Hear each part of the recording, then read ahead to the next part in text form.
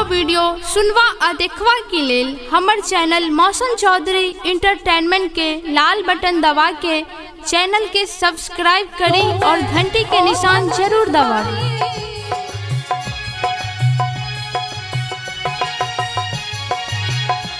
अरे तोहर कारी छै त कहै छथिन तू बता द बबुआ लोग बदेत काहे गाड़ी बता द बबुआ लोग बदेत काहे गाड़ी बता द बबुआ।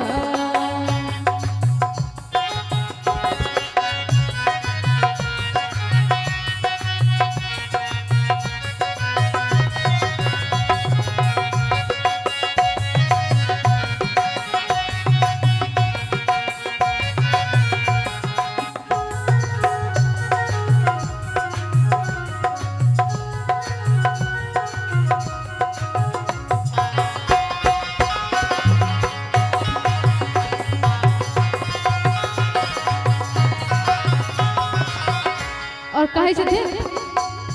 अरे ई बूढ़ा बाबा के पकल पकल दाढ़ी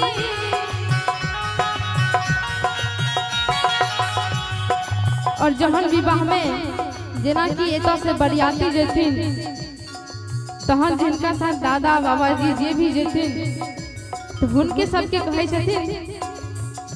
अरे ई बूढ़ा बाबा के पकल पकल दाढ़ी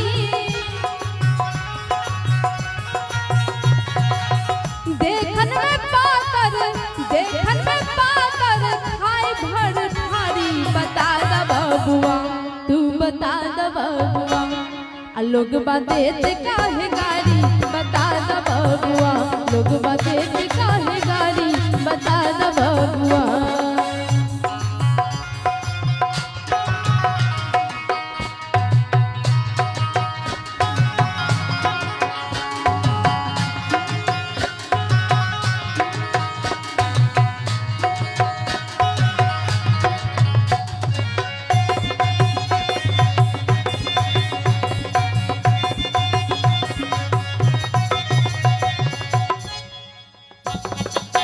राजा दशरथ जी केलन होशियारी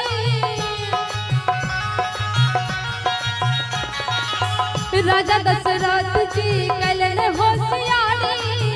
एकटा बरात पर तीन गो नारी बता द बबुआ कहे छथिन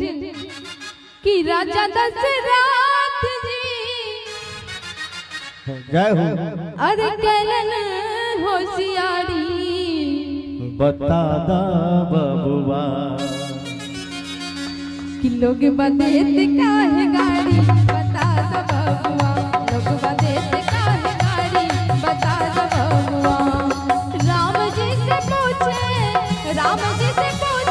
जनकपुर की नारी बता द बबुआ तू बता द बबुआ लोग बदेत